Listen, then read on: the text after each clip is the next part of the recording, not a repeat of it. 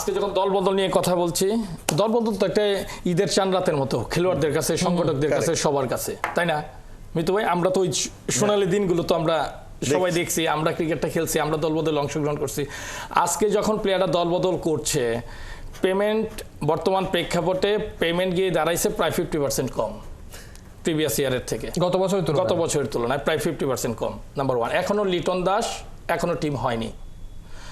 আপনি কি জানেন আজকে যখন আমরা দলবদল করতেছি এই বছরের জন্যে, যখন দলবদলের কার্যক্রম চলছে তখন কিছু ক্রিকেটার ক্রিকেট বোর্ডে চিঠি দিয়েছেন গত বছরের পেমেন্ট এখনো ক্লিয়ার হয়নি অনেকগুলো ক্লাবের, মানে ঢাকা প্রিমিয়ার ডিভিশন ক্রিকেট লিগে।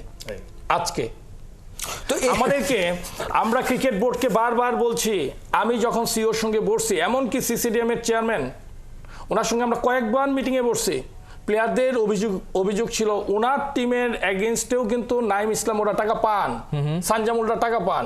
উনি আমাকে ব্যক্তিগতভাবে কমিট করেছেন যে জিনিসগুলো দেখবেন। পরবর্তীতে উনি বলতেছেন না, আমরা ক্লাবের পেমেন্ট হয়ে গেছে, আমরা আমাদের সঙ্গে নতুন করে পাবে না, যেটা দিছি সেটাই তাদের পেমেন্ট ছিল। তার বক্তব্যটা ছিল এরকম। সো এই যদি পরিবেশ চলে, আপনি একটি দলবদল করছেন আজকে, হ্যাঁ, সো এই যে ফারুক আহমেদের বোর্ড যে রেখে যাওয়া সব সুখস্মৃতি,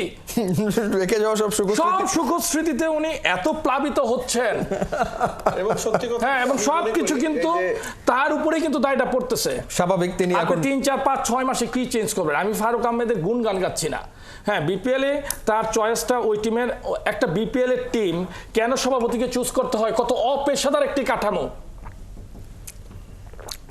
কেন আপনার প্রফেশনাল একটা সেটআপ এখন পর্যন্ত বিপিএল এ নাই? আপনি কি জানেন আইপিএল এ কতজন কর্মী সারা বছর কাজ করে?